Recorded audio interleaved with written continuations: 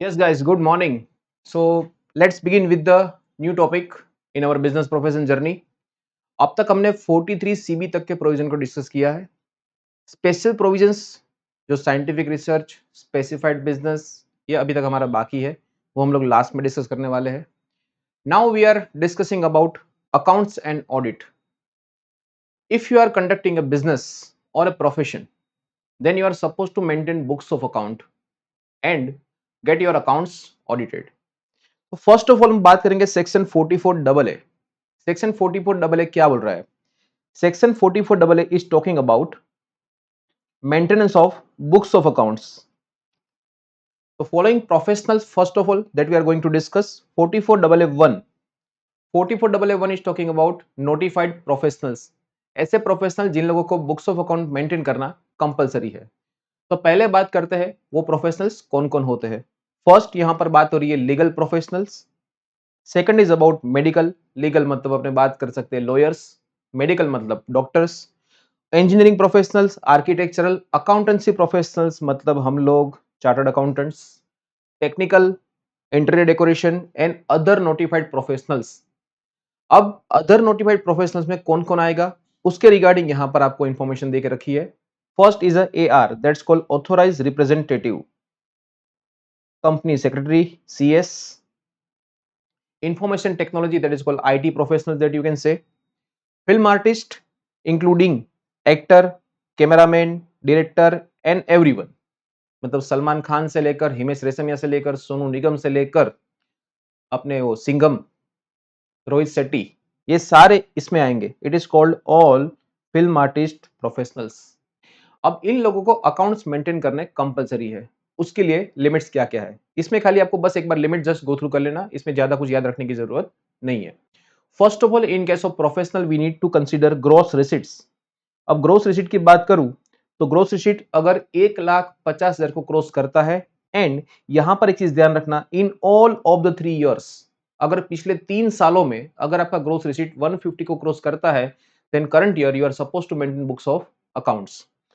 Immediately preceding the previous year आपको देखने हैं.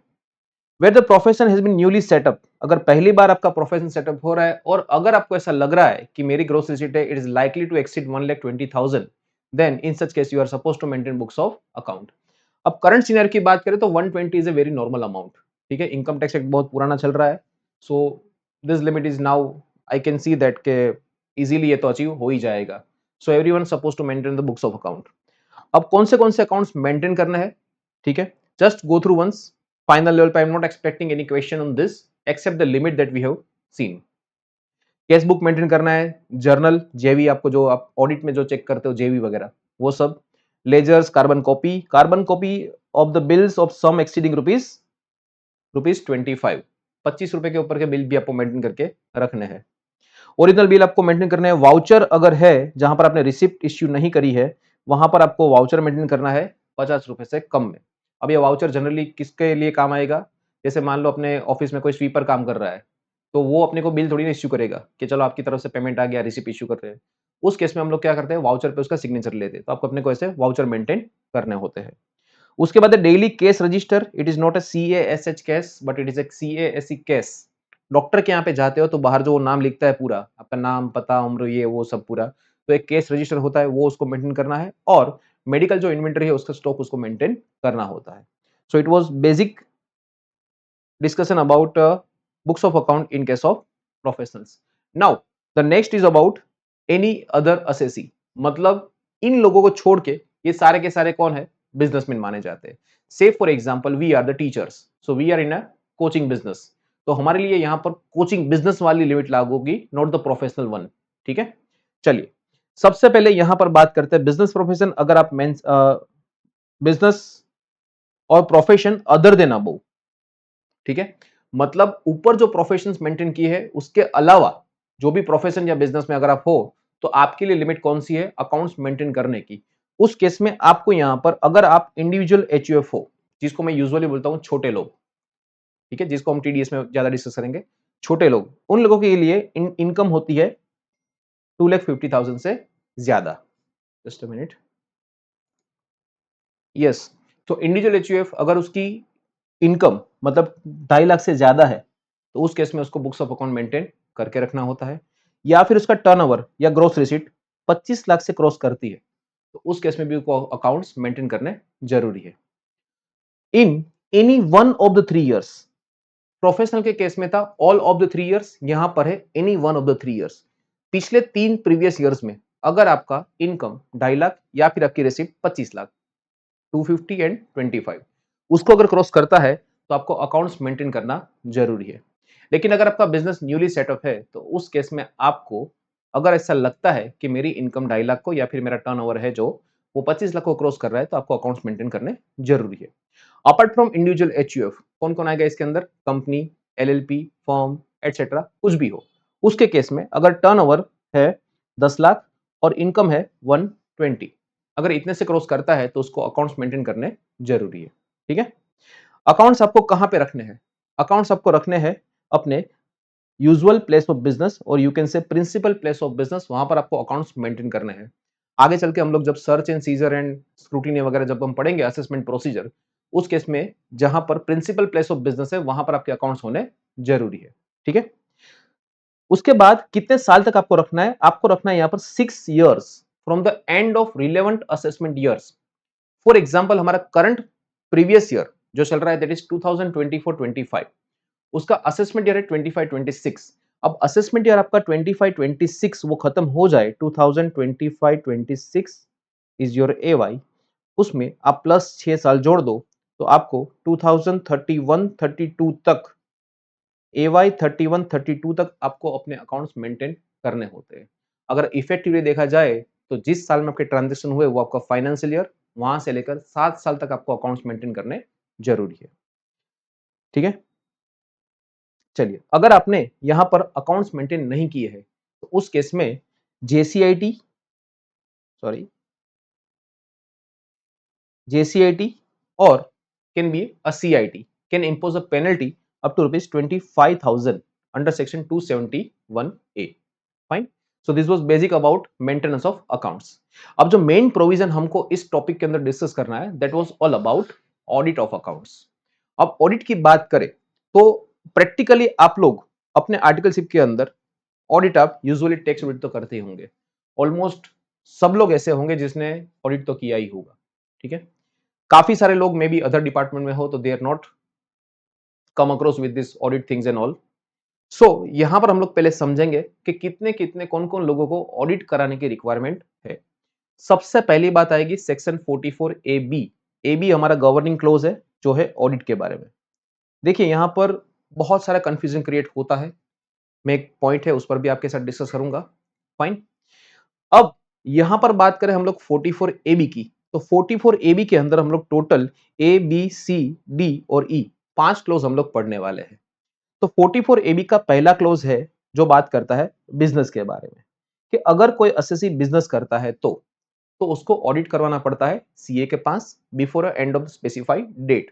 तो स्पेसिफाइड डेट हमारा कौन सा रहा? 30th of September. फाइन। 30 सितंबर तक आपको ऑडिट करना पड़ेगा। अब बिजनेस की बात करें तो बिजनेस के केस में ऑडिट के प्रोविजन कब एप्लीकेबल होते हैं? फर्स्ट केस है जब अगर आपका टर्नओवर 1 करोड़ को क्रॉस कर जाता है तो इन ए प्रीवियस ईयर, ये नॉर्मल प्रोविजंस राइट। लेकिन अगर आप डिजिटल ट्रांजैक्शंस में इन्वॉल्व हो, आपका कैश ट्रांजैक्शन बहुत कम है, कैश जब भी मैं बोलूं समझ जाना है, cash includes bearer cheque also. So account pay cheque, account pay draft, NEFT, IMPS, UPI, Google Pay, PhonePe, what, this all are the digital transactions. अगर आपका बिजनेस ज्यादातर डिजिटल ट्रांजेक्शन पे चल रहा है तो आपको यहां पर और एक बेनिफिट दिया गया है। क्या बेनिफिट दिया है? कि आपका टोटल टर्नओवर अगर 10 करोड़ से क्रॉस करता है तो ही आपको ऑडिट करना पड़ेगा। मतलब 10 करोड़ या उससे कम है तो आपको ऑडिट करने की जरूरत नहीं है। शर्त क्या है? शर्त यह है कि आपके नॉन कैश ट्रांजेक्शन है जिसको मैं बोलता हूं डिजिटल ट्रांजेक्शन। कैसे बोलूंगा? Digital transaction. अगर आपके डिजिटल ट्रांजेक्शन 95% से ज्यादा है तो आपको ऑडिट कराने की जरूरत नहीं है 10 करोड़ तक। कितना लिमिट है? 10 करोड़। आप धमाल याद कर सकते हो मूवी को, राइट, जिसमें वो बोलता है बेचारा 10 करोड़। तो अगर आपका नॉन कैश ट्रांजेक्शन 95% से ज्यादा है, एग्जैक्ट 95% तक कुछ नहीं होगा, वो आपकी लिमिट में कवर नहीं होगा, उसमें आपको ऑडिट कराना पड़ेगा। 95% से ज्यादा होना जरूरी है। फाइन, क्लियर हुआ? सो 95% से अगर ज्यादा है तो आपको 10 करोड़ तक ऑडिट कराने की जरूरत है नहीं। लेकिन ये कौन सा डिजिटल ट्रांजैक्शन का मतलब यहां पर क्या है? तो आपको यहां पर चेक करना होगा cash receipts, your aggregate cash receipts during the previous year, and you are also suppose to check aggregate cash payment. मतलब यहां पर आपको दोनों चीजें देखनी जरूरी है। कैश रिसिट अगर आपका मान लो 97% है, लेकिन कैश पेमेंट आपका 94% है, तो भी आपके लिए 10 करोड़ का बेनिफिट नहीं मिलेगा। आपको 1 करोड़ से ऊपर जाने पर ऑडिट करवाना पड़ेगा। डन? चलिए, so it is less than और equal to 95% of the total receipt, including receipt of the sales, turnover, gross receipt etcetera. ठीक है? And aggregate cash payment in the relevant previous year, it is less than or equal to 5% of the total payments, including amount incurred for the expenditure. ठीक है? तो यहां पर खाली turnover नहीं देखना है आपको, कोई भी कैश रिसिप्ट हो उसको आपको देखना जरूरी है। अब यहां पर आपको समझना है क्या चीज है, एक एग्जांपल के साथ इसको समझते हैं। लुक,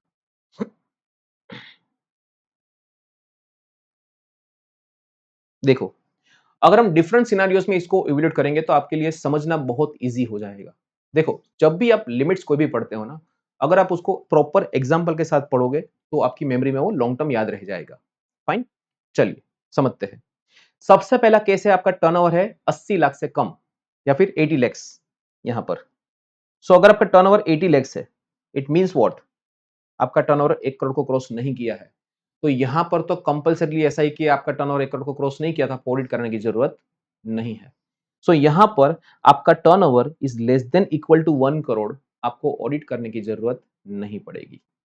फाइन, भले आपका कैश रिसिप्ट कितना भी क्यों ना हो, 8 लाख आपका कैश रिसिप्ट है, नॉन कैश आपका 72 लैक्स है, तो टोटल आपका रिसिप्ट हुआ 80 लैक्स, एंड 90% मतलब ये हुआ आपका डिजिटल ट्रांजैक्शन कितने हुए आपके 90%। इसको मैं क्या बोलता हूं, डिजिटल ट्रांजैक्शंस।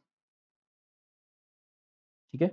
यहां पर आपका डिजिटल ट्रांजैक्शन भले 95% से भी कम है, फिर भी आपको ऑडिट करने की जरूरत है नहीं। रीजन इज व्हाट, कि आपका टर्नओवर 1 करोड़ से कम है। सो पहला ही जो क्लोज है अपना मेन 44 एबी का ए, उसमें ये फॉल नहीं होता है, बिकॉज उसमें मिनिमम लिमिट 1 करोड़ की है। सेकंड केस अगर देखें 1.5 सीआर, मतलब आप यहां पर अपना लिमिट क्रॉस कर चुके हो। कौन सा वाला? 1 करोड़ वाला। आप यहां पर 1 करोड़ से ज्यादा का आपका टर्नओवर है। फाइन, अब यहां पर आपको बेनिफिट मिल सकता है किसका? 10 करोड़ की लिमिट वाला। लेकिन उसके लिए शर्त है क्या? आपके डिजिटल ट्रांजैक्शन 95% से ज्यादा होने जरूरी है। तो देखते हैं इस केस में। लुक, उसके बाद आपको बोला है कैश लिमिट, आपका कैश ट्रांजैक्शन हुए 75 लैक्स के और नॉन कैश आपके हुए 75 लैक्स के। तो कुल मिला के हुए आपके 150, 1.5 सीआर, 150 लाख। तो 50-50 हुआ, 50% कैश है, 50% नॉन कैश है। तो यहां पर ये क्राइटेरिया फुलफिल नहीं हुआ। कौन सा? 50% वाला। सो 50% वाला क्राइटेरिया यहां पर फुलफिल, अपना 95% वाला सॉरी, वो फुलफिल नहीं हुआ है। तो उस केस में आपको ऑडिट कराना पड़ेगा, बिकॉज आपका टर्नओवर 1 करोड़ से ज्यादा है। Here you will not get the benefit of 10 crore rupees. सो यहां पर आपका टर्नओवर लगेगा, बिकॉज एक तो टर्नओवर 1 करोड़ से ज्यादा हो गया है और नॉन कैश ट्रांजेक्शन आपके 95% से कम है, तो आपको यहां पर ऑडिट के प्रोविजंस लगेंगे। केस नंबर 3 को देखते हैं। केस नंबर 3 में आपका टर्नओवर 2 करोड़ है, कैश रिसिट आपकी हुई है 5 लैक्स की और नॉन कैश ट्रांजेक्शन आपके हुए 195 लैक्स के। तो यहां पर टोटल अगर आप देखोगे तो ये टोटल आपके हो गए 2 करोड़ 200 लैक्स। यहां पर आपका जो नॉन कैश ट्रांजेक्शन डिजिटल हुआ है that is 97.5%। It means you are now getting the benefit of the extended limit of 10 crore. आपका टर्नओवर भले ही 1 करोड़ से ऊपर है, लेकिन आपके डिजिटल ट्रांजैक्शन 95% से ज्यादा है। उस केस में आपको ऑडिट कराने की जरूरत नहीं है। आपकी लिमिट कितनी हो जाएगी? उस केस में आपकी लिमिट 10 करोड़ हो जाएगी। क्लियर हुआ? डन। देखो, टर्नओवर आपका 10 करोड़ से कम है, ठीक है, बिकॉज वहां पर जब आपका डिजिटल ट्रांजैक्शन 95% से ज्यादा होता है, तब आपकी लिमिट 1 करोड़ को क्रॉस करके कितनी हो जाती है? 10 करोड़। तो यहां पर आपका टर्नओवर 10 करोड़ से तो कम है और आपके ट्रांजैक्शन भी 95% से ज्यादा है, तो उस केस में आपको ऑडिट नहीं करना पड़ेगा। Done. Third scenario, sorry fourth one, आपका टर्नओवर हुआ है 11 करोड़ अब यहां पर आपके ट्रांजेक्शन डिजिटल चाहे कितने भी क्यों ना हो, 100% भले डिजिटल हो, फिर भी आपको यहां पर ऑडिट करना पड़ेगा, बिकॉज टर्नओवर की लिमिट जो 10 करोड़ की थी वो क्या हो गई है, क्रॉस कर गई है। तो यहां पर आपके भले 93% हो या हो, इररिलेवेंट है ये 93.18 है, यहां पर 97 होता तो भी ये क्या हो जाता, इररिलेवेंट हो जाता, बिकॉज आपका टर्नओवर 1 करोड़ से ज्यादा है और जो 10 करोड़ की लिमिट है वो भी उससे ज्यादा हो गया आपका टर्नओवर, तो वो भी आपको बेनिफिट यहां पर नहीं मिलने वाला। फिर आता है 8 करोड़। अब 8 करोड़ मेरा टर्नओवर है, मतलब नॉर्मल मेरा 1 करोड़ से तो क्रॉस कर चुका हूं मैं। अब मुझे दूसरा ये चेक करना पड़ेगा, क्या मेरे डिजिटल ट्रांजैक्शंस 95% से ज्यादा है। लुक एट दिस, आपका टर्नओवर में से कैश ट्रांजैक्शन हुआ है 1 करोड़ का और नॉन कैश हुआ है 7 करोड़। इट मींस टोटल आपका 8 करोड़ यहां पर ट्रांजैक्शंस हुए हैं। अगर हम उसके परसेंटेज निकालें तो आपके नॉन कैश ट्रांजैक्शंस और you can say digital transaction is 87.5%।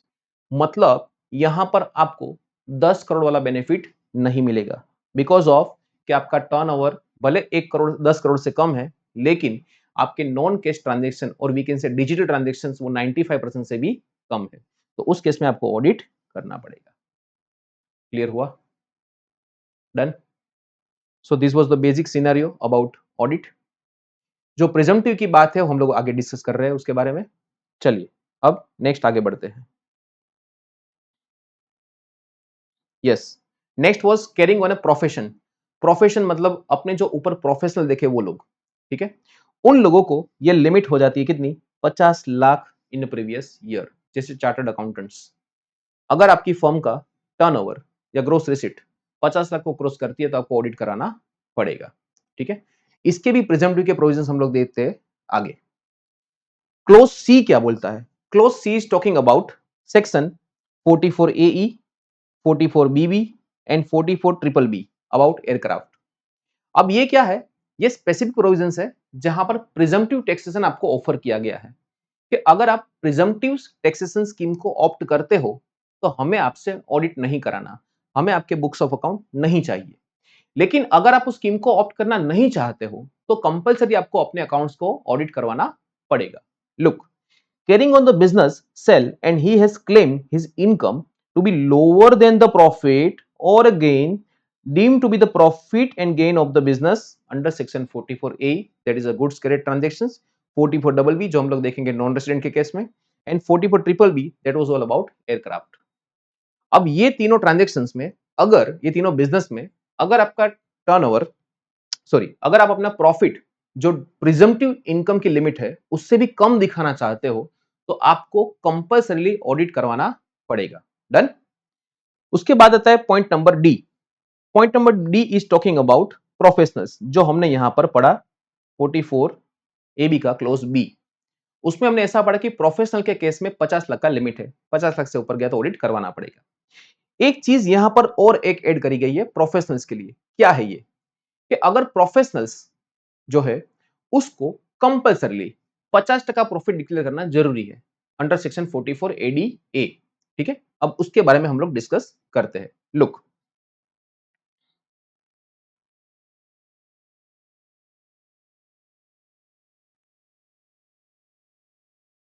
Look यहां पर, ठीक है। तो पहले मुझे एक काम करना पड़ेगा, आपको पहले प्रोविजन से गो थ्रू करवाना पड़ेगा कि what is this presumptive provisions about. तो अब हम इस चीज को इवेल्युएट कर रहे हैं कि यहां पर हमें कब आना पड़ेगा 44 AB का क्लोज डी। उसके लिए हम लोग चलते हैं सबसे पहले 44 ADA की ओर। Yes, 44 ADA is talking about presumptive taxation in case of profession. So it is specifically for the professions. Eligibility क्या क्या है? Any resident individual. अब यहां पर एक चीज और समझना, this presumptive is benefit is given to resident only and it is only for individual and firm. Fine, but not include LLP. LLP को इसका बेनिफिट नहीं मिलेगा। सो इंडिविजुअल एंड एचयूएफ, और यूजुअली अगर आप नोटिस करोगे तो प्रोफेशनल के केस में कभी कंपनी नहीं हो सकती, ठीक है, वो इंडिविजुअली होंगे या फिर फर्म होगी। अब वो engage in a profession refer to in section 44AA1 जो हमने देखा था नोटिफाइड प्रोफेशनल्स वाला पूरा क्लोज वो, and whose gross receipt is less than or equal to 50 lakhs, मतलब 50 लाख को क्रॉस नहीं करा है। अब देखो ध्यान से समझना, अगर आप प्रोफेशन में हो और आपका ग्रॉस रिसीट 50 लाख को क्रॉस नहीं किया है, तो सेक्शन 44 ए बी का ये क्लोज बी एप्लीकेबल नहीं होता है, बिकॉज आपका ग्रॉस रिसीट कितना है, 50 लाख से कम है। ठीक है, 50 लाख से ऊपर जाने पर तो आपको कंपलसरी ऑडिट करना ही करना है। आप यहां पे फॉल हो जाओगे 44 एडी के बी क्लोज में, तो आपको ऑडिट करवाना पड़ेगा। अब यहां पर क्या बोलते हैं कि अगर आपका ग्रॉस रिसीट 50 लाख से कम है, तो पहला क्राइटेरिया कौन सा हुआ, लेस देन 50 लैक्स। ठीक है, या फिर अब यहां पर एक चेंज आया पिछले सालों में। पहले क्या था कि अगर आपका ग्रॉस रिसीट 50 लाख से कम है और आपने 50% अपना प्रॉफिट डिक्लेयर नहीं किया है, 50% अगर अपना प्रॉफिट डिक्लेयर नहीं करते हो, तो आपको ऑडिट करवाना पड़ेगा। ठीक है, तो यहां पर प्रेजेंटिव में आपको बेनिफिट दिया है कि अगर आपका टर्नओवर 50 से कम है, तो आपको 50% प्रॉफिट डिक्लेयर करना जरूरी है। अगर आप अपना 50% प्रॉफिट यहां पर डिक्लेयर करते हो, तो उस केस में हम आपको प्रिजम्पटिव का बेनिफिट देंगे। अब बेनिफिट क्या क्या है, बेनिफिट है आपके यहां पर कि आपको अकाउंट्स मेंटेन नहीं करने पड़ेंगे, आपको ऑडिट की रिक्वायरमेंट नहीं रहेगी, एंड आपको एडवांस टैक्स खाली एक ही इंस्टॉलमेंट में पे करना है। एडवांस टैक्स यूजुअली हम लोग 4 इंस्टॉलमेंट में पे करते हैं, 15 जून, 15 सितंबर, 15 दिसंबर एंड 15 मार्च। ठीक है, 6, 9, 12 एंड 3। यहां पर आपको यह बेनिफिट दिया है कि हम आपसे एडवांस टैक्स साल में एक ही बार मांगेंगे, और वो भी 15 मार्च को। आपको अकाउंट्स मेंटेन नहीं करने हैं, आपको ऑडिट नहीं करवाना है। कब, जब आप प्रिजम्पटिव स्कीम ऑप्ट करते हो, तब प्रोफेशन के केस में। ठीक है, अब यहां पर समझना ध्यान से कि 50 लाख से नीचे का टर्नओवर है and you are offering 50% of the profit. देखो एक्चुअल अगर ज्यादा है तो ज्यादा दिखाना है, यहां पर ऐसी मन्नत नहीं कि आपको 50% ही दिखाना है एग्जैक्टली। ठीक है, अगर एक्चुअल ज्यादा होता है तो आपको ज्यादा शो करना होता है, लेकिन यूजुअली लोग क्या समझ लेते हैं, अगर मेरा टर्नओवर फॉर एग्जांपल मेरे फर्म का रिसीट 40 लाख रुपए है और मैंने 20 लाख रुपए का प्रॉफिट डिक्लेयर कर दिया, भले एक्चुअल में 28 लाख रुपए हुआ, तो एक्चुअल में अगर 28 लाख रुपए है तो मुझे 28 लाख शो करने होते हैं, 20 लाख नहीं। पर लोग यहां पर क्या समझते हैं कि भाई 20 लाख दिखा दो काम चल जाएगा। ठीक है, और इनकम टैक्स भी ज्यादा इसमें मगजमारी नहीं करता है, वो बोलता है भाई ठीक है 50% आपने दिखा दिया, हम वी आर सो हैप्पी, सो जाने देते हैं। ठीक है, चलिए अब यहां पर समझना, नॉर्मल प्रोविजन क्या बोला कि 50 लाख के ऊपर गया तो आपको ऑडिट करना पड़ेगा। ये हमने कहां पे पढ़ा, ये हमने पढ़ा 44 एडी का, सॉरी ए बी का क्लोज बी, यहां हमने पढ़ा कि 50 लाख से ऊपर गया तो ऑडिट करना पड़ेगा। 50 लाख से कम है तो आपको यहां पर कंपल्सरीली 50% आपका प्रॉफिट डिक्लेयर करना पड़ेगा। अगर आप चाहते हो कि नहीं नहीं यार 50 लाख का टर्न 50% प्रॉफिट कहां पे होता है, ऐसा खर्चे कितने लगते हैं, देखो स्टेशनरी का expenditures, you know the articles in the form, stationery का खर्चा बहुत बढ़ जाता है। आर्टिकल का स्टाइपेंड नाउअडेज, अब तो आर्टिकल स्टिप जो आर्टिकल्स है वो मिलना भी बहुत डिफिकल्ट हो चुके हैं, और आर्टिकल की अभी डिमांड भी बहुत ज्यादा आ रही है। ठीक है, आर्टिकल बहुत ज्यादा भाव कर रहा है आजकल, और जरूरी है, होना भी चाहिए, सबके अपने अपने हैं भाई फंडे, उसमें अपने को कोई प्रॉब्लम नहीं है। ठीक है, सो एक तो रिजल्ट कम आ रहा है, आर्टिकल का इन्फ्लो भी वैसे कम है, तो आर्टिकल का खर्चा, उसकी प्रिंटिंग स्टेशनरी का खर्चा, फिर क्लाइंट को मैनेज करने का खर्चा, ऑफिस का खर्चा, बहुत सारा खर्चा लग रहा है। 50% प्रॉफिट कहाँ आने वाला है, 40 लाख का रिसिप्ट हुआ है, 10 लाख का प्रॉफिट हुआ है, तो आप यहां पर 50% प्रॉफिट ऑप्ट करना नहीं चाहते हो। आप चाहते हो कि भाई मेरा प्रॉफिट तो उससे भी कम है, and you want to claim the lower profit then mention in 44 ADA. ठीक है, तो अब यहां पर if you don't want to opt for 50% of the profit, then you are suppose to maintain books of account, option to claim the lower profit. आप चाहते हो कि मेरा प्रॉफिट कम हुआ है, ठीक है 50% नहीं है, तो आपको यहां पर ऐसा कर सकते हो। कब, उस केस में आपको यहां पर required to maintain books of account and आपको अपने अकाउंट्स ऑडिट कराने जरूरी है।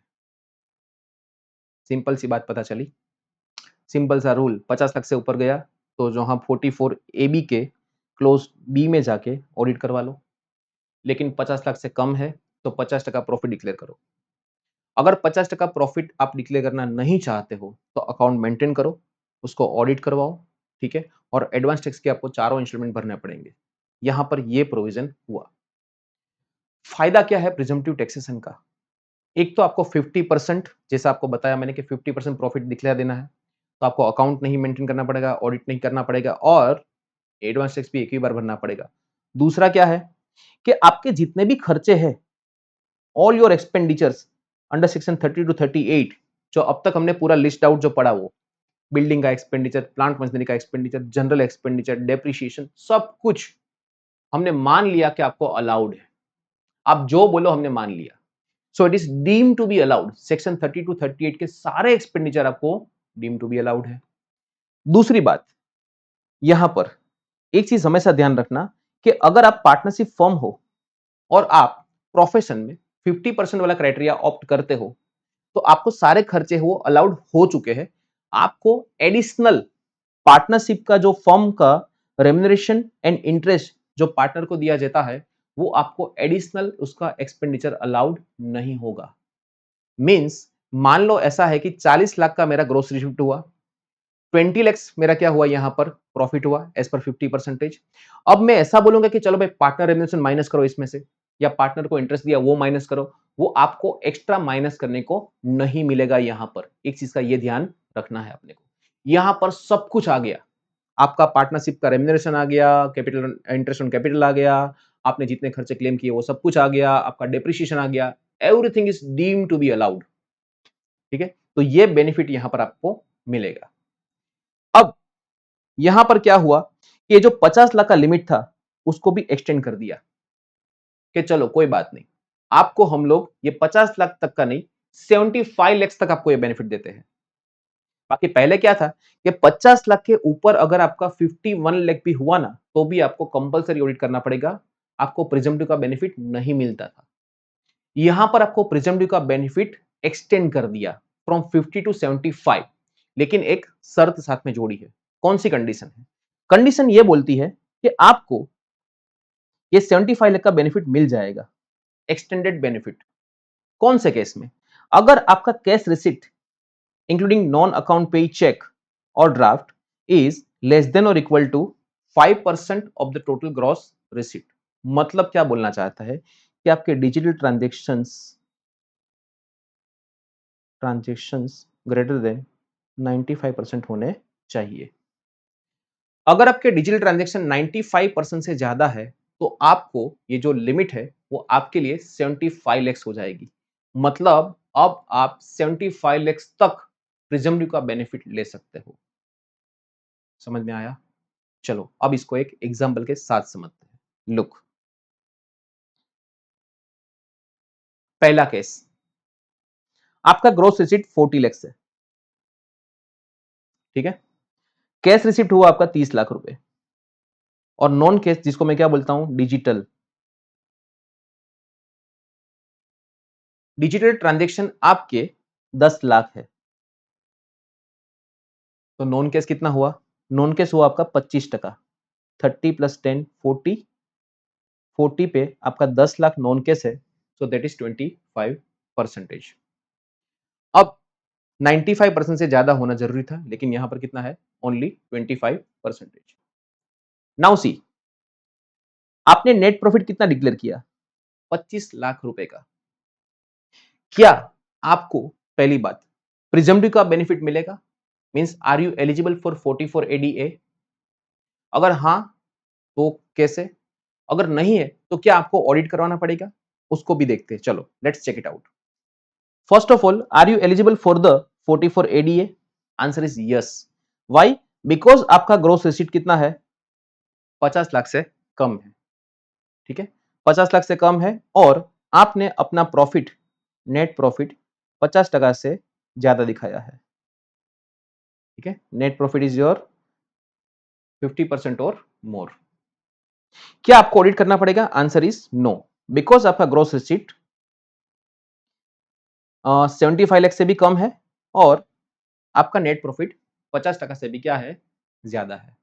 मतलब यहां पर आपको जो क्राइटेरिया बोला था कि 50% से ज्यादा दिखा दो तो हमें ऑडिट नहीं करना पड़ेगा, वो आपके यहां पर फुलफिल हो गया है। ठीक, चलिए दूसरा, ग्रोस रिसीव का 40 लाख है, केस 30, नॉन केस आपका 10, अगेन 25%। आपने प्रॉफिट 18 लाख दिखाया है।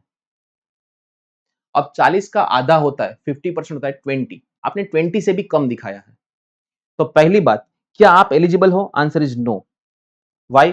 बिकॉज आपने 50% प्रॉफिट डिक्लेयर नहीं किया है। अगर आपको प्रिजम्पटिव में जाना है तो आपको मिनिमम 50% दिखना नहीं था, आपने वो 50% नहीं शो किया है, तो आपको ऑडिट करना पड़ेगा। Answer is yes. अब देखो, ये ऑडिट आपको किसने बोला करना पड़ेगा? ऑडिट आपको यहां पर बोला गया है, लुक, सॉरी इधर नहीं है, ऑडिट आपको मिलेगा इधर प्रोविजंस में। आपको ऑडिट कराना पड़ेगा, वो किसने बोला है? ये क्लोज ने बोला है। लुक, ये रहा। अगर आप अपने 44 एडी में लोअर प्रॉफिट दिखाना चाहते हो तो आपको यहां पर ऑडिट करना पड़ेगा। डन? क्लियर हुआ? चलिए नेक्स्ट एग्जांपल।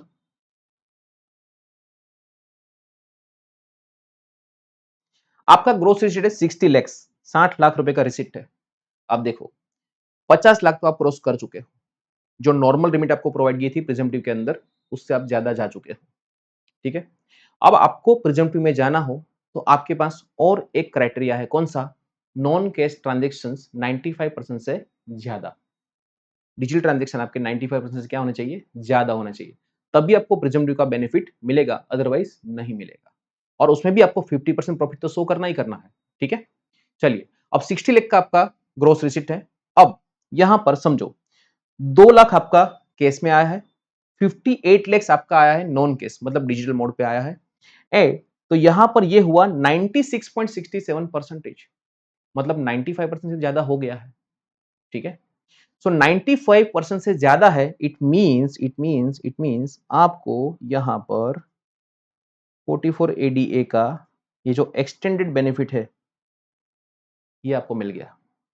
अब खाली एक और शर्त बाकी रही, कौन सी? प्रॉफिट 50% से ज्यादा होना जरूरी है। आपने यहां पर प्रॉफिट दिखाया 35 लैक्स, ग्रीन फ्लैग मिल गया आपको। ठीक है, 60 का टर्नओवर, आधा होता है 30 लाख, आपने प्रॉफिट दिखाया 35 लैक्स। ठीक है, 50 से ऊपर ऑडिट कराना था, लेकिन आपको मिलेगा बेनिफिट एक्सटेंडेड लिमिट का 75 लैक्स तक का। वाई? बिकॉज आपके डिजिटल ट्रांजेक्शन 95% से ज्यादा है। समझ में आया? लुक, आपका ग्रोस रिसीट तो 75 लाख से कम है और नॉन केस आपका 95% से भी ज्यादा है, तो आपको ऑडिट कराने की जरूरत नहीं है, बिकॉज आपने प्रॉफिट 50% से ज्यादा शो किया है। अब बात करते हैं और एक example number 4, 60 lakhs, 3 lakhs and 57 lakhs, मतलब आपका कितना हुआ? एग्जैक्ट 95%। अब देखो, एग्जाम में सबसे ज्यादा कंफ्यूज करने वाला पॉइंट यही होता है। हम नॉर्मली क्या पढ़ लेते कि 95% या उससे ज्यादा, या 95% से ज्यादा, 95% से कम, बट जब एग्जैक्ट 95% आ गया तो एग्जाम में कंफ्यूजन होगा ही होगा। ठीक है, अब यहां पर कंडीशन क्या थी कि 95% से ज्यादा होना जरूरी है, 95% तक नहीं चलेगा। तो यहां पर आपका नॉन कैश ट्रांजेक्शन है वो 95% है,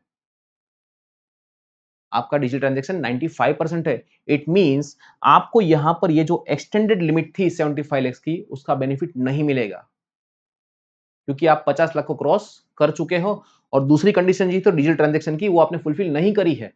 इसका मतलब क्या हुआ कि आप 44 एडी को ऑप्ट नहीं कर पाओगे। और अगर आप ऑप्ट नहीं कर पा रहे हो तो आपको ऑडिट वैसे भी करवाना पड़ेगा। क्यों? क्योंकि 50 लाख से ज्यादा आप जा रहे हो, इसलिए। ये 50 लाख से ज्यादा किसने बोला? 44 A B, governing clause of the audit, governing section of the audit to be precise. और उसका क्लोज बी ये बोलता है कि 50 से ज्यादा है तो ऑडिट करवा दो।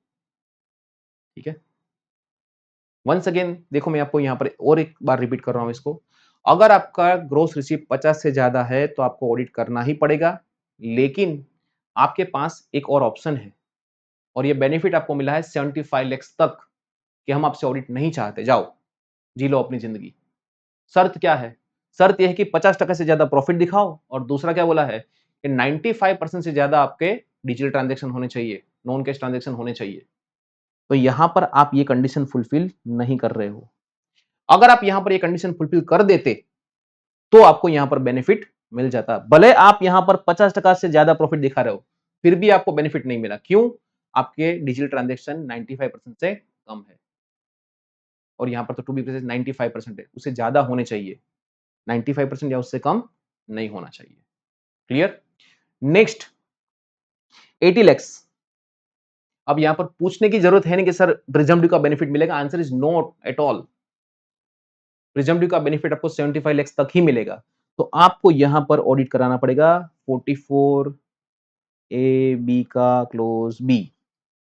यहां पर वो ट्रिगर हो चुका है, तो आपको यहां पर ऑडिट करना पड़ेगा। देखो, जब भी किसी प्रोविजन को समझो, पढ़ने में से एक बार तो आप पढ़ लोगे उसको, लेकिन इसके न्यूमेरिकल समझने जरूरी है। बिकॉज एग्जाम में आपको स्ट्रेट फॉरवर्ड क्वेश्चन नहीं पूछते वो लोग। एग्जाम में वो आपको ऐसे न्यूमेरिकल एग्जांपल दे देंगे, और अभी तो एमसीक्यू है। मान लो एक छोटा सा ऐसा केस देके आपको एमसीक्यू पूछ लिया 1 या 2 मार्क का, आपका 1 या 2 मार्क इसमें बहुत इजी हो जाएगा अगर आपने नंबर्स सॉल्व किए हैं तो। एक ही गुरु मंत्र है सीए फाइनल एग्जामिनेशन करेक्ट करने का, that you are suppose to deal with the questions. आप प्रोविजन कितना भी पढ़ लो, आप फास्ट ट्रैक वीडियो कितना भी देख लो, आप रिविजनरी वीडियो कितना भी देख लो, कोई फर्क नहीं पड़ेगा जब तक आप खुद से अपने आप से लिखोगे नहीं तब तक। ये सबसे बड़ा प्रॉब्लम है आज सीए की पढ़ाई में। फाइनल में लोग अटक रहे, उसका मेन रीजन यही है, राइटिंग प्रैक्टिस नहीं है। आप आखिरी बार कब पढ़े थे? आपने आखिरी बार कब लिखा था कब आपने? इंटरमीडिएट की एग्जाम में। उसके बाद 2 साल तक आपने ना कुछ लिखा है, आप खाली पढ़ रहे हो। कुछ लोग पेन पकड़ना भूल चुके होंगे, क्योंकि आप ऑफिस में तो कंप्यूटर यूज करते हो, घर पे मोबाइल यूज करते हैं। We do not use pen and paper. और आप वीडियोस जब भी देखते हो, ऐसे ऑनलाइन लेक्चर्स वगैरह देखते हो, उसमें भी आप लोग ऐसा मस्त होकर बैठते हैं यूं आराम से, जैसे जो पढ़ा रहे उसकी एग्जाम है, आपकी नहीं है। मस्त एकदम, एक साइड में नाश्ता पड़ा हुआ है, एक साइड में चाय का कप पड़ा हुआ है, आराम से बैठे बैठे पढ़ रहे हैं। थोड़ा फोकस से पढ़ो, ठीक है, वो जरूरी है। वरना मैं तो यहाँ पे बोल के निकल जाऊंगा, याद आपको रखना पड़ेगा ना एग्जाम में। तो ये न्यूमेरिकल्स आपको यहाँ पर काम लगेंगे। लास्ट मोमेंट पर आपको ये भी डिसाइड करना पड़ेगा 1.5 डेज में आप कितना पढ़ोगे। फाइन। सो इस तरह से थोड़ा प्रिपेयर करो तो आपको ये थोड़ी चीजें सब आसान हो जाएगी। ठीक है, चलिए। सो मैंने यहां पर आपको 5 केस दिए हैं। इस 5 केस को एक बार फिर अपने आप भी एक बार गो थ्रू करना, so that you will get the clarity. और एक बार आपको दिमाग में क्लैरिटी आ गई ना, फिर आपको उस प्रोविजन को वापस पढ़ने की जरूरत नहीं पड़ेगी, आपको याद रह जाएगा ये अब। ठीक है, क्लियर हुआ? चलिए, अब लास्ट बात करते हैं जो सबसे डिबेटेबल प्रोविजन है, एंड दैट इज क्लोज ई। इसमें बहुत डिबेट हो चुकी है, मेरे सीनियर से भी बहुत डिबेट होती है इस बारे में। ठीक है, चलिए, क्या है ये डिबेट इसके बारे में, let's do this. Where the assessee is covered under section 44 AD4, then 44 AB बोलता है, क्या बोलता है कि आपको यहां आके क्या करना पड़ेगा? ऑडिट करना पड़ेगा। क्यों ऑडिट करना पड़ेगा? बिकॉज आप यहां पर 44 AD4 में आ चुके हो। नाउ सर, ये 44 AD4 क्या है? तो उससे पहले समझते हैं 44 AD क्या है। जैसे हमने यहां पर presumptive taxation in case of profession पढ़ा, वैसे अब हम लोग डिस्कस कर रहे हैं presumptive taxation in case of business. Look, ध्यान से समझना पहले, यह बेनिफिट किन किन लोगों को मिला है। This benefit is given to again resident individual. Be careful when you are attempting a question. बहुत सारी प्रोविजंस ऐसी है जिसमें benefit is given only to the residents. Non resident को सारे बेनिफिट नहीं मिले हैं। So this benefit exclusively for the purpose of resident individuals only. HUF या फिर partnership firm, but not LLP। जैसे हमने सेक्शन 44 AD में पढ़ा, वैसा ही सेम टू सेम। कौन है ये लोग, कहां से आते हैं? देखो, having any business with the total turnover और gross receipt is less than 2 crore. General provision audit का क्या था बिजनेस के बारे में? 44 AB का क्लोज ए क्या बोलता था? 1 करोड़ से ऊपर जाने पर आपको ऑडिट करना पड़ेगा। और अगर आपके ट्रांजेक्शन्स, डिजिटल ट्रांजेक्शन्स 95% से ज्यादा है तो आपको 10 करोड़ तक ऑडिट नहीं करना पड़ेगा। 10 करोड़ से ऊपर जाने पर ही आपको ऑडिट करना पड़ेगा। लेकिन यहां पर आपको मान लो ऑडिट के झंझट में नहीं पड़ना है, तो आपको यहां पर यह भी बेनिफिट दिया है कि भले आपके डिजिटल ट्रांजैक्शन 95% या उससे कम है, कोई इश्यू नहीं है। आपका टर्नओवर 1 करोड़ से ज्यादा है, नो इश्यू एट ऑल। ठीक है, हम आपको बेनिफिट देते हैं प्रिजम्पटिव टैक्सेशन का। अगर आपका टर्नओवर 2 करोड़ से कम है, ये कितना हुआ 200 लैक्स, मतलब 2 करोड़ तक, 2 करोड़ तक आप प्रिजम्पटिव का बेनिफिट ले सकते हो। फाइन। अब ये 2 करोड़ की लिमिट को भी एक्सटेंड करके कितना कर दिया है, 3 करोड़।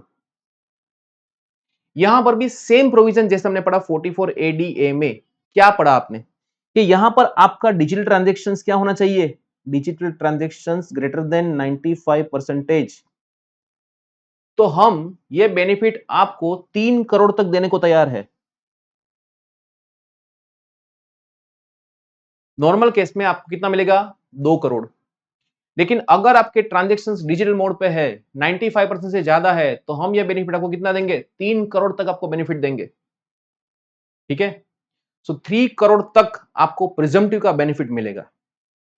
बेनिफिट क्या मिलेगा आपको यहां पर समझना, and has not claimed any deductions under section 10 ए।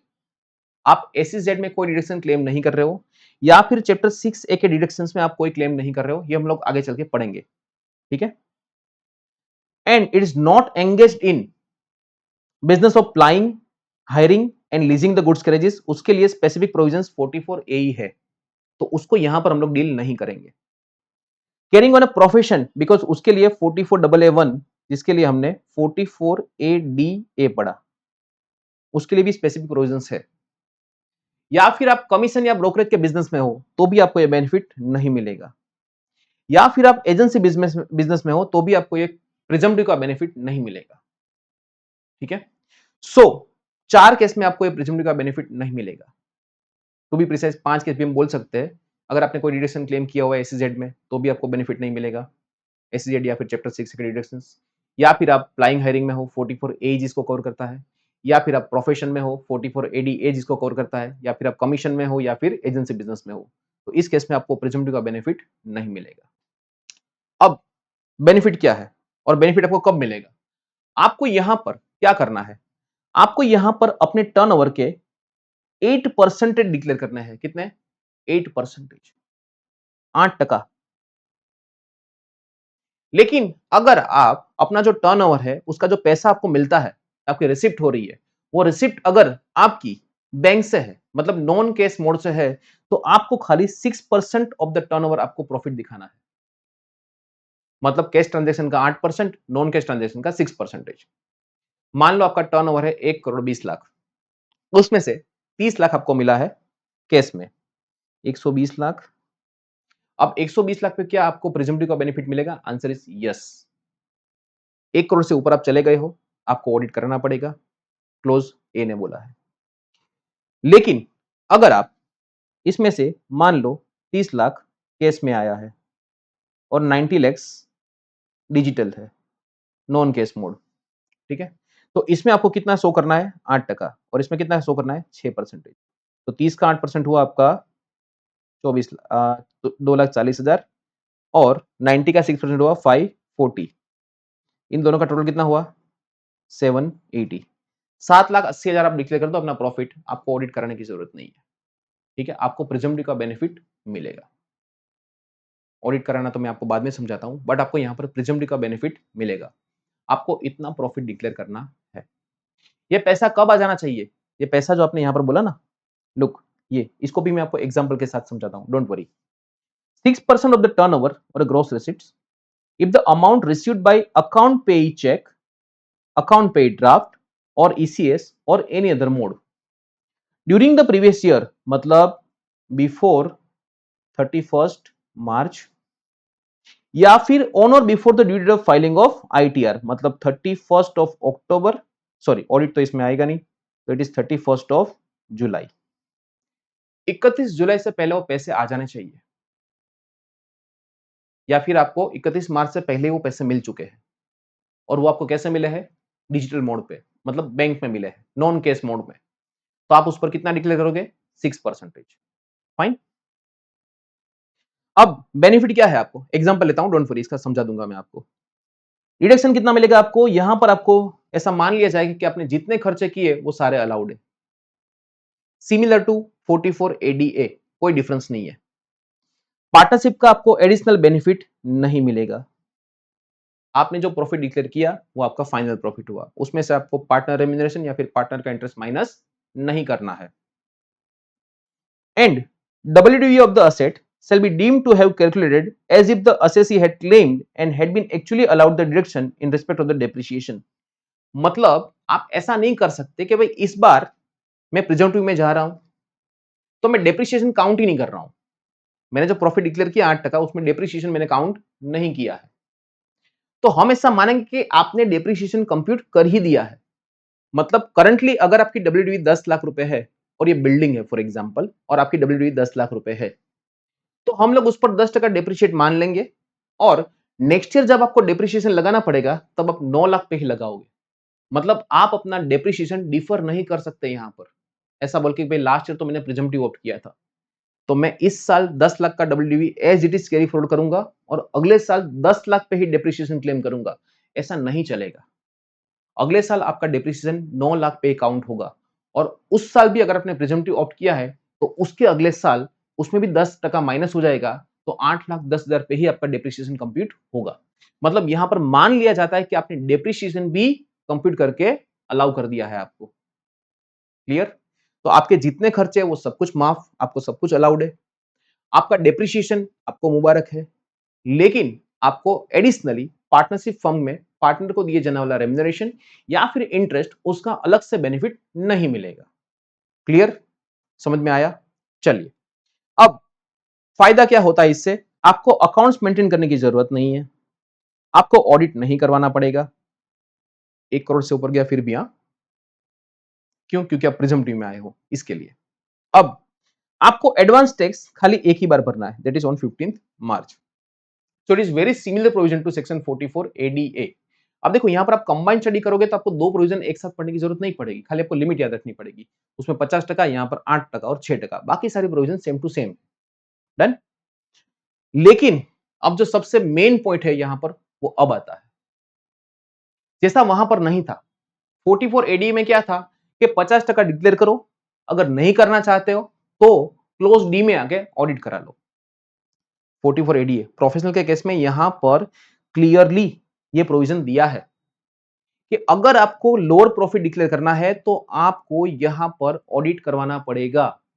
लेकिन यहां पर ऐसा क्लियरली नहीं बोला। देखो यहां पर देखो क्या है, अब लेट्स गो फॉर द 4484। ये सबसे ज्यादा डिबेट वाला पॉइंट है। देखो, in the following cases assessee will not be eligible to opt for presumptive scheme for 5 assessment years। मतलब क्या है?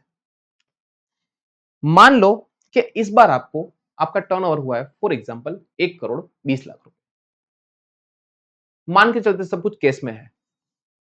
1,20,00,000 का 8% हुआ 9,60,000, 120 इंटू 8%, 960। आपने इस बार 960 डिक्लेयर कर दिया और आपने सारे प्रोविजन से पीछा छुड़वा लिया and you went for the presumptive taxation scheme.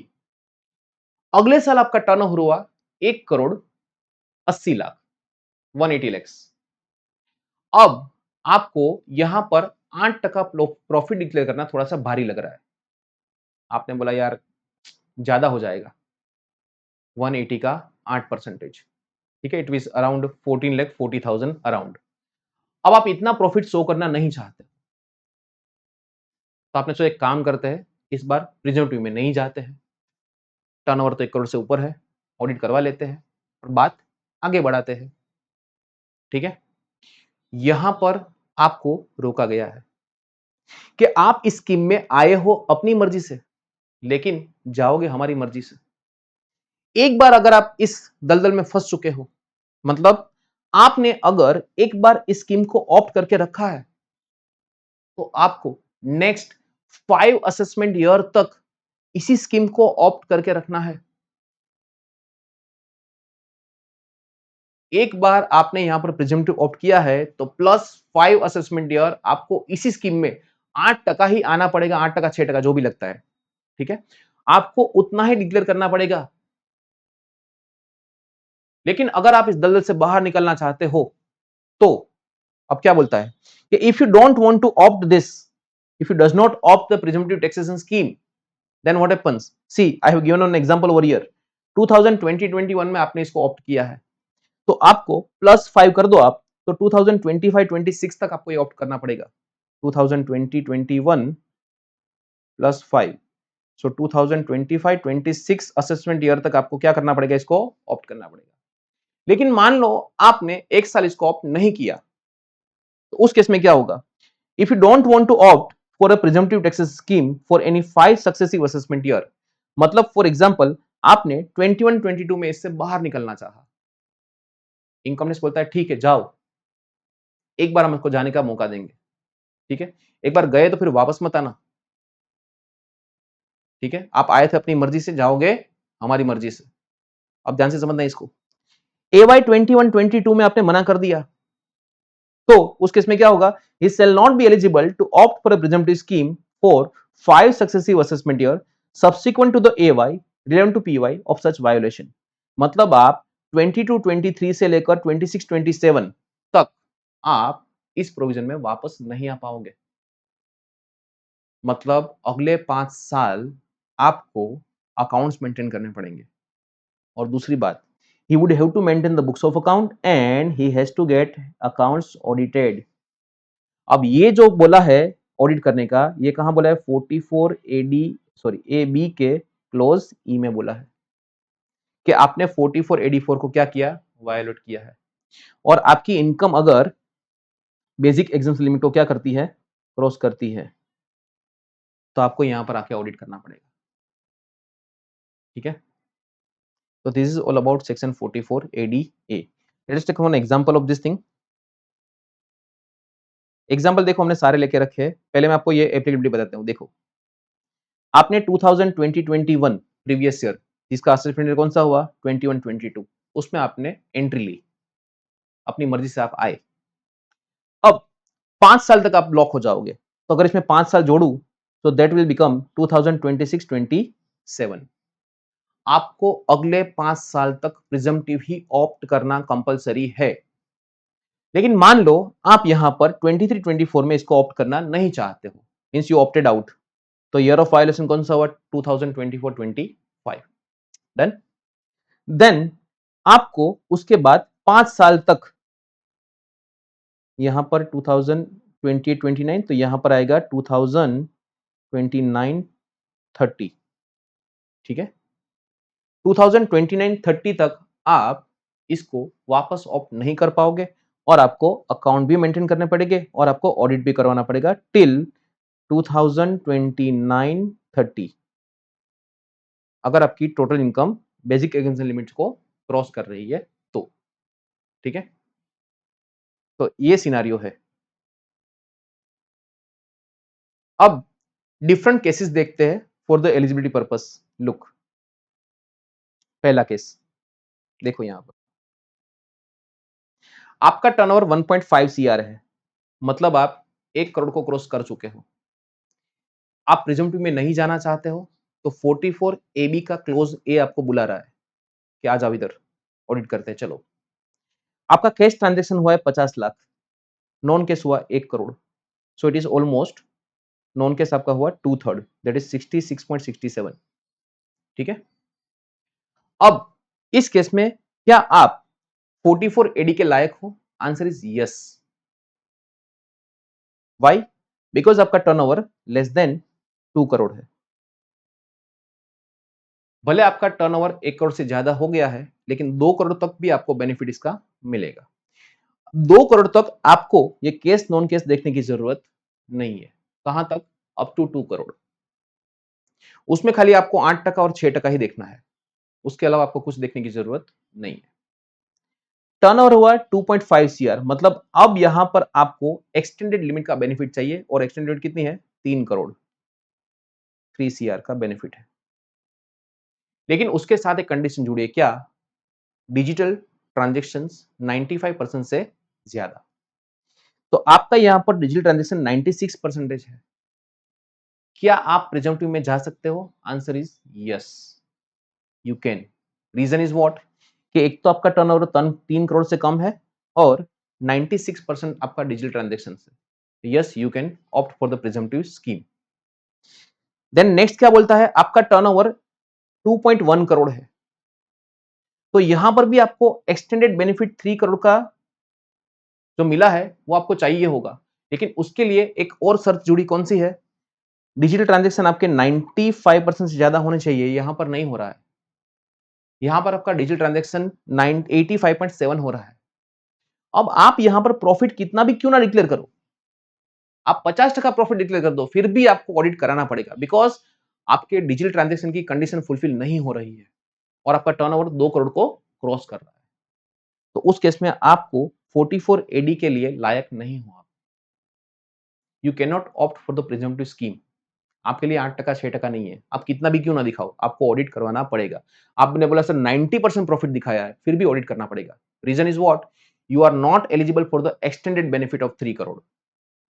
2 crore तक ही वो बेनिफिट आपके लिए रहेगा। क्यों? क्योंकि आपने कंडीशन फुलफिल नहीं करी 95% से ज्यादा वाली।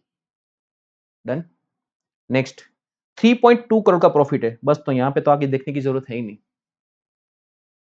यहां पर आपको देखने की जरूरत है नहीं, आपको ऑडिट करना पड़ेगा। मतलब you can not opt for a presumptive scheme. Audit करना नहीं पड़ेगा, पड़ेगा वो हम देखेंगे, वो 10 करोड़ लिमिट जो हमने देखी ना 44 एबी में, उस पर भी डिपेंड करेगा।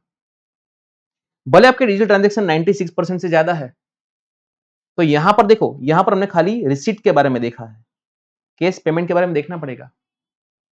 अगर कैश पेमेंट आपका वो भी 95% से ज्यादा है, तो आपके लिए लिमिट 10 करोड़ की हो गई, तो आपको ऑडिट नहीं करवाना पड़ेगा। ठीक है, लेकिन क्या आप प्रिजम्पटिव टैक्सेशन बोल सकते हो? Answer is no. प्रिजम्पटिव का बेनिफिट तो वैसे भी नहीं मिलेगा, बिकॉज 3 करोड़ से तो ऊपर जा रहा है, तो आपने 44 एडी ऑप्ट किया, ऐसा नहीं माना जाएगा। हाँ, ऑडिट के लिए आपने कैश पेमेंट देख लिया, अगर कैश पेमेंट भी आपका 95% से ज्यादा डिजिटल है, तो आपको ऑडिट ही नहीं करना पड़ेगा, बट प्रिजम्पटिव के लिए तो आप लायक हो ही नहीं। ठीक है, so once again I am repeating, up to 2 crore है तो आपको देखने की जरूरत है नहीं। क्या नहीं देखना है? डिजिटल ट्रांजैक्शन की लिमिट नहीं देखनी है। आप प्रिजम्पटिव में जाने के लायक हो, आपको खाली प्रॉफिट अपना 8% या 6% दिखाना पड़ेगा। टर्नओवर 2 करोड़ से ज्यादा है लेकिन 3 करोड़ से कम है, तो आपके पास ये 1 करोड़ एक्स्ट्रा जो एक्सटेंड किया गया बेनिफिट वो आपको मिलेगा। लेकिन उस केस में एक शर्त है, क्या? आपकी कैश रिसिप्ट है वो 95% से ज्यादा डिजिटल होनी चाहिए, तभी आपको ये बेनिफिट मिलेगा, अदरवाइज आपको प्रिजम्पटिव का बेनिफिट नहीं मिलेगा। आपका टर्नओवर 3 करोड़ को भी क्रॉस कर गया है, तो 44 एडी के तो लायक हो ही नहीं आप। You are not here for a presumptive taxation. अब ऑडिट करवाना पड़ेगा कि नहीं करवाना पड़ेगा, उसके लिए हम लोग सीआर के साथ क्या देखेंगे, सीपीबी देखेंगे। सीआर मतलब कैश रिसीट और सीपी मतलब कैश पेमेंट, उसको भी हम लोग देखेंगे।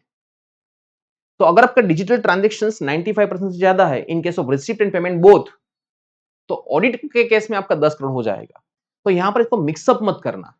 सी, यहां पर जो मैंने आपको ये समझाया है, यहां पर ये मैंने आपको यही समझाया कि क्या वो 44 एडी ऑप्ट कर सकता है कि नहीं कर सकता है।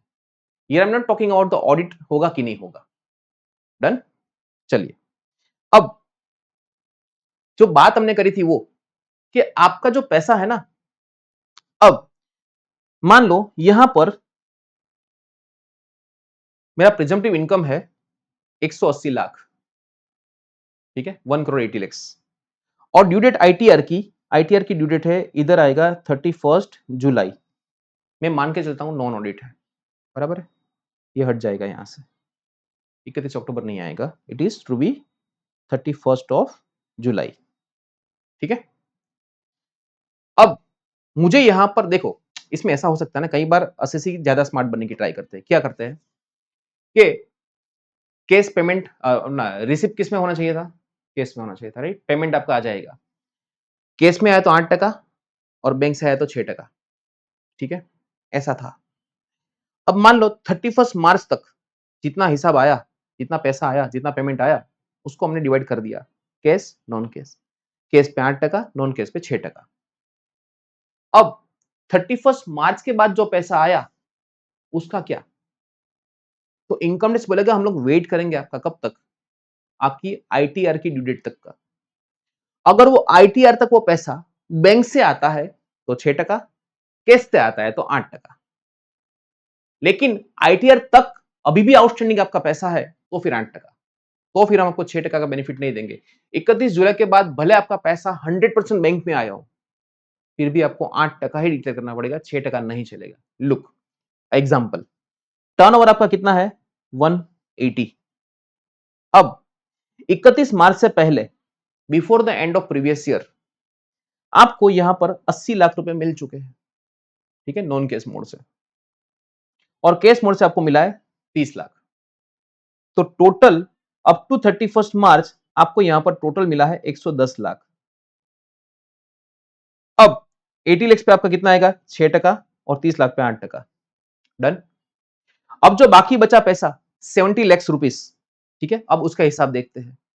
70 लाख में भी up to 31 of July non cash mode से 25 लाख आ चुके हैं और कैश मोड से आया है 30 लाख रुपए। तो कैश मोड का तो वैसे भी 8% लगेगा, और non cash mode before ITR आ चुका है, इसलिए हम लोग 6% लगाएंगे। और बाकी का पैसा किसी भी मोड से क्यों ना आए, एनी मोड, उस पर फिक्स है, कितना लगेगा 8%। सो 31 जुलाई के बाद जितना भी पैसा आएगा वो कितना आएगा 8% ही आएगा। क्लियर हुआ? अब इसके बेस पर वो लोग क्वेश्चन फ्रेम कर सकते हैं कि एसएससी का टर्नओवर इतना है, उसको पैसा इस तरह से आया है, कंप्यूट करो उसको प्रिजम्पटिव स्कीम में अगर ऑप्ट करना हो तो कितना प्रॉफिट उसको डिक्लेयर करना पड़ेगा। तो उसका प्रिजम्पटिव इनकम होगा 12,30,000। और यहां पर वो वाला आपको कैसे फंसा सकते हैं, यहां पर आपको 31 जुलाई के बाद यहां पर बोलेंगे एनईएफटी आया है, और हम लोग एनईएफटी देख के भावुक हो जाएंगे और 6% कंप्यूट करेंगे। नहीं, आईटीआर की ड्यू डेट के बाद जितना भी पैसा आता है वो 8% में ही जाएगा। और ये तो आईटीआर भरते टाइम आप डिसाइड करोगे ना, और पेमेंट आया ही नहीं है तो फ्यूचर तो डिसाइड अभी नहीं कर पाएंगे। इसलिए इनकम टैक्स बोले देखो भाई, आपका फ्यूचर में जो होना हो हमको हमारा 8% दे दो। डन। तो यहां पर आपकी इनकम बनेगी 1230। So I hope it is clear up to 44AB। 44AA हमने अकाउंट्स के बारे में पढ़ा, वो 44ADA एंड 44AD बिजनेस का प्रिजम्पटिव और प्रोफेशन का प्रिजम्पटिव। अब एक क्वेश्चन मेरे दिमाग में है, ठीक है, जिस पर मैंने बहुत डिस्कशन किया है, आप भी प्रैक्टिकली अपने ऑफिस में करते होंगे। मुझे जस्ट कमेंट में बताना आप लोग कि आप लोग उस केस में क्या करते हो। For example, I am a partnership firm और ये मेरा पहला साल है, फर्स्ट ईयर है मेरा, आज ही जन्म हुआ इसी फाइनेंशियल ईयर में, ठीक है। अब ध्यान से समझना, मेरा टर्नओवर है 90 लैक्स। मान लो सब कुछ कैश में चलता है, everything is in cash, non cash mode को भी साइड में रखते हैं। मैंने अपना प्रॉफिट 2 लाख रुपए दिखाया, प्रॉफिट 2 लाख रुपए, मतलब ऑलमोस्ट 2%, ऑलमोस्ट 2%, ठीक है। तो क्या मुझे यहां पर ऑडिट कराना पड़ेगा?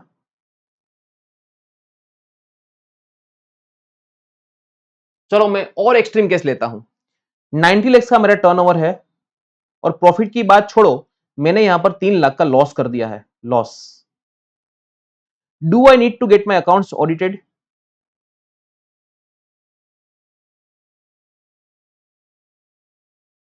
मेरे हिसाब से ऑडिट नहीं आता है। आप क्या करते हो प्रैक्टिकली, मुझे कमेंट में बताना।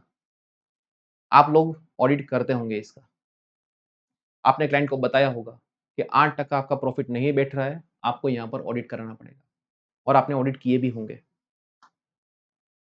लेकिन मेरे हिसाब से यहां पर ऑडिट नहीं आता। रीजन इज व्हाट, कि मेरा टर्नओवर कितना है 90 लाख, 1 करोड़ से कम है। मैं ऑडिट का जो गवर्निंग प्रोविजंस है सेक्शन 44AB, मुझे एक चीज बताना, क्या आप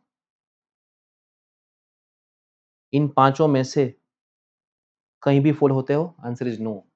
then why you are suppose to get your account audited? आपको ऑडिट कराने की जरूरत ही नहीं है। प्रैक्टिकली आप क्या करते हो मुझे बताना, ठीक है। प्रैक्टिकली आपका जवाब यही आएगा कि सर हम तो ऑडिट कर देते हैं और सेफर साइड कर देते हैं, इन फ्यूचर कभी नोटिस आया तो, नोटिस आया तो लड़ेंगे ना फिर।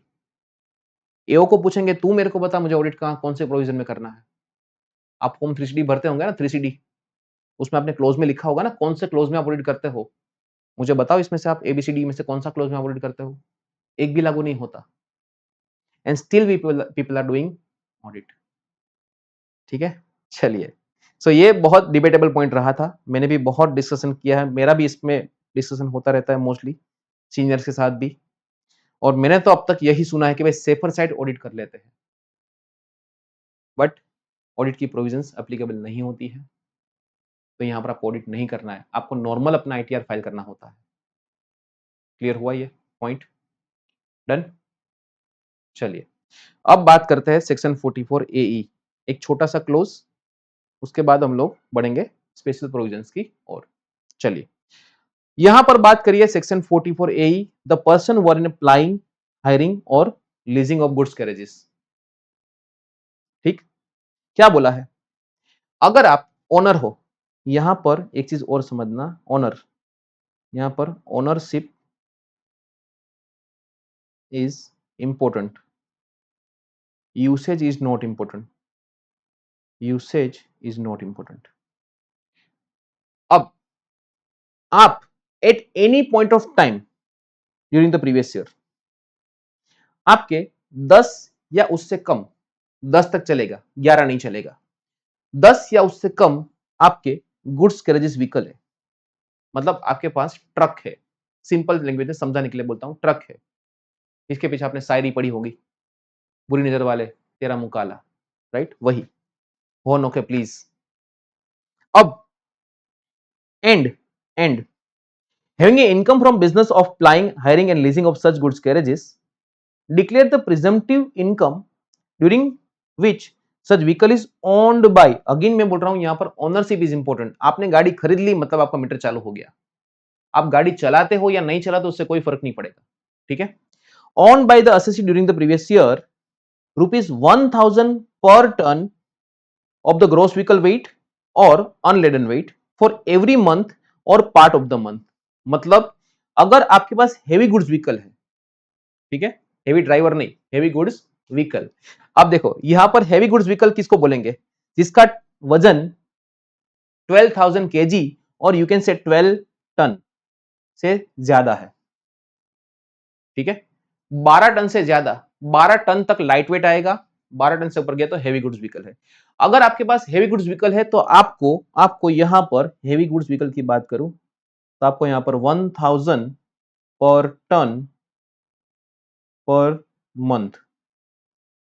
ठीक है, आपके पास मान लो 15-15 टन के 2 ट्रक है, तो 1000 पर टन और पर मंथ, और मान लो आपने उसको मई में खरीदा है, अप्रैल में नहीं, मई में। ठीक है, तो आपने मई, जून, जुलाई, अगस्त, सितंबर, अक्टूबर, नवंबर, दिसंबर, जनवरी, फरवरी, मार्च, 11 महीना आपने यूज किया, तो आपका कंपटीशन देखो कैसा होगा, ₹1000 इंटू 15 टन इंटू 11 मंथ्स, और ऐसे कितनी गाड़ी है आपके पास? 2 गाड़ी है। इस तरह से कंप्यूट करना है। और अगर लाइट वेट व्हीकल है, light weight vehicle, light goods vehicle जो 12 टन से कम है, उस केस में आपको 7500 पर ट्रक पर मंथ। सिंपल, इसमें वजन का कोई हिसाब नहीं है, इसमें गाड़ी का फिक्स बोल दिया है, 7500 रुपया एवरी मंथ बस। ठीक है, look, 7500 every month or a part of the month in case of other vehicles। तो हेवी गुड्स व्हीकल में 1000 पर टन पर मंथ, ठीक है, और अदर व्हीकल केस में 7500 पर ट्रक पर मंथ। सिंपल, इस तरह से कंप्यूट करना है। ठीक है, मान लो ऐसे आपके पास 10 ट्रक है, तो आपको क्या करना पड़ेगा? 7500 into 10 truck into 11 months for example, और अगर 12 महीना पूरी इसकी तो 12 महीने लिखेंगे। इसका आंसर और इसका आंसर जो भी आया वो आपको यहां पर लिखना है। लेकिन एक कंडीशन है, यहां पर ध्यान रखना है, आपके पास 10 से ज्यादा truck at any point of time उससे ज्यादा नहीं होना चाहिए। मान लो आपके पास अप्रैल में आपके पास 9 ट्रक थे, आपने मई में एक ट्रक बाय किया, कितने में टोटल? 10। फिर आपने जून में एक ट्रक सेल कर दिया, ठीक है, मान के चलते चलो 2 ट्रक बेच देते, एक नहीं 2, तो 2 माइनस हुआ, 1 प्लस हुआ, सो 9 + 1 10, 10 - 2 8, और जुलाई में आपने 3 खरीद लिए नए, 3 बाय किए, तो यहां पर देखना 9 में से एक ऐड हुआ, 10 हुआ, 10 में से आपके पास कितने थे, 2 आपने बेच दिए, तो अब यहां पर आपके पास बैलेंस कितना बचा, 8, और आपने 3 बाय कर लिए जुलाई में, तो यहां पर कितने हो गए, 11, तो यहां पर आपको ये प्रेजेंटिव का बेनिफिट नहीं मिलेगा। You can not opt for the प्रेजेंटिव scheme because आपके पास जुलाई में 11 ट्रक हो चुके थे। फिर मान लो आपने अगस्त में 5 ट्रक सेल कर दिए, अब आपके पास 6 है, ठीक है, तो भी यह काम नहीं करेगा, बिकॉज एक पॉइंट ऑफ टाइम पे आपके पास 10 से ज्यादा ट्रक थे, so you are not eligible for presumptive scheme. और यहां पर मैंने आपको बता दिया, वैसे यूसेज इज नॉट इंपॉर्टेंट, आपके पास ट्रक आ गया, अब आपको यहां पर ऐसा भी बोलेंगे कि उसने मई में ट्रक खरीदा था, जो चालू उसने किया अगस्त में, फिर भी हम लोग कंप्यूट कहां से करेंगे, मई से करेंगे। हमें ये फर्क नहीं पड़ता उसने गाड़ी चालू कब करी, गाड़ी खरीदी मालिक कब बना, ओनरशिप इज इंपॉर्टेंट बस, ठीक है। तो this is how you are suppose to compute under 44 AE। अब फायदा क्या है, again same to same, 30 to 38 के सारे एक्सपेंडिचर आपको अलाउड है, डेप्रिसिएशन आपका अलाउड है, हम मान लेंगे कि उसी तरह से कंप्यूट किया है, लेकिन यहां पर एक बेनिफिट और है, क्या है, अगर आप पार्टनरशिप फॉर्म है तो आपको रेम्यूनरेशन प्लस इंटरेस्ट अलाउड होगा, ये आपके लिए एक्स्ट्रा बेनिफिट है, ये आपके लिए बेनिफिट है, एड ऑन है आपके लिए, प्लस है। मतलब आप अपना प्रॉफिट कंप्यूट करो, जैसे आपने यहां पर कंप्यूट किया वैसे, उसमें से आपको माइनस करने को मिलेगा क्या, remuneration paid to partner and interest on capital paid to partner, ये आपको एक्स्ट्रा मिलेगा, ये वहां पर नहीं था 44 AD और ADA में। और दूसरी बात, वहां पर एक चीज थी जो यहां पर नहीं है, कौन सी, 44 AD में आपको एडवांस टैक्स एक ही बार भरना था, 44 AD में भी आपको एडवांस टैक्स एक ही बार भरना था, यहां पर ऐसा कोई बेनिफिट नहीं है, ठीक है। यहां पर आपको एडवांस टैक्स के 4 इंस्टॉलमेंट्स आपको भरने ही भरना है, सिंपल। सर मुझे इसमें नहीं जाना है, मैं नॉर्मल प्रोविजन में जाना चाहता हूं, मुझे प्रिजम्पटिव ऑप्ट नहीं करना है, उस केस में आपके पास ऑप्शन है क्या, कि आपको अगर लोअर डिक्लेयर करना है तो आपको अकाउंट मेंटेन करने पड़ेंगे, और दूसरा आपको ऑडिट करवाना पड़ेगा, और ये ऑडिट करना किसने बोला है, ऑडिट करना हमने यहां पर पढ़ा कि अगर आप कम प्रॉफिट दिखाना चाहते हो, लोअर प्रॉफिट, देन आपको यहां पर ऑडिट करवाना पड़ेगा, ठीक है, ऐसा सिनारियो है टोटल। फायदा क्या मिलेगा, अकाउंट मेंटेन नहीं करने हैं, ऑडिट नहीं करवाना है, एडवांस टैक्स वाला बेनिफिट यहां पर नहीं है जो उस 2 प्रोविजन में था, सिंपल। क्वेश्चन आंसर्स हम लोग कवर करेंगे लेटर ऑन। मेरा फंडा ऐसा है कि हम लोग जब सारे प्रोविजन एक बार गो थ्रू कर ले, उसके बाद क्वेश्चन आंसर करेंगे, ताकि क्या आपकी आप प्रोविजन मान लो कि जैसे अभी पढ़ रहे हो आप लोग, ठीक है, उसके बाद हम क्वेश्चन आंसर का जो सेशन करेंगे, तो आई एक्सपेक्ट कि आप जब Q&A के सेशन को अटेंड करो, तब आप लोग घर पे एकदम शांति से, ठीक है, आप मेरे साथ उसको कंप्लीट करना, ताकि उसकी प्रैक्टिस हो जाए। प्रोविजंस आपने देखना है, मान लो आपने ऑन द गो देख लिया, रास्ते में कहीं ट्रैवल कर रहे हो, 1 घंटे का टाइम मिला, आपने लेक्चर देख लिया, ठीक है, नोट्स तो मैंने आपको देके रखी है यहाँ पर, तो नोट्स भी आपको लिखने की झंझट नहीं होगी, ठीक है। तो अगर आप ट्रैवलिंग करते हो तो भी आप ये वीडियो को देख सकते हो आराम से अपने पढ़ाई कर लो, एक बार पूरे फंडा को समझ लो शांति से। बाद में क्या करेंगे, हम लोग क्वेश्चन आंसर करेंगे, जब हम Q&A करेंगे तब मैं आपको वापस इन सबको रिफर करवाऊंगा, ठीक है। चलिए, तो ये हमारा हुआ अकाउंट्स एंड ऑडिट का सिनारियो। अब हम अगले सेशन में हम लोग चालू करेंगे स्पेशल प्रोविजंस, ठीक है। चलिए, तब तक के लिए थैंक यू सो मच।